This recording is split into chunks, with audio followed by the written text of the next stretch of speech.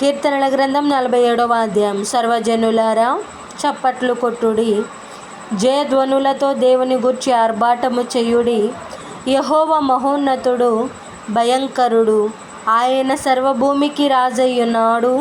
ఆయన జనములను మనకు లోపరుచును, మన పాదముల క్రింద ప్రజలను అణగద్రొక్కును.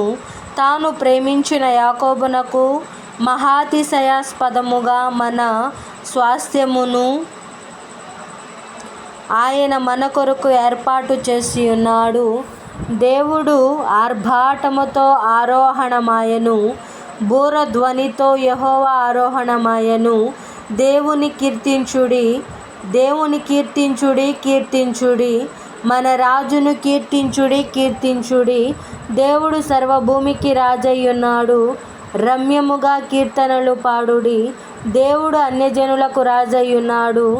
దేవుడు మన పరిశుద్ధ సింహాసనము మీద ఆసీనుడై ఉన్నాడు. జనముల ప్రధానులు అబ్రహాము యొక్క దేవునికి జనులై కూడుకొని ఉన్నారు. భూనివాసులు ధరించుకొను కేడెములు దేవునివి, ఆయన మహోన్నతుడాయెను. దేవుడి పరిశుద్ధ వాక్యం మన వినికిడందు భద్రపరిచి దీవించునుగాక. ఆమేన్.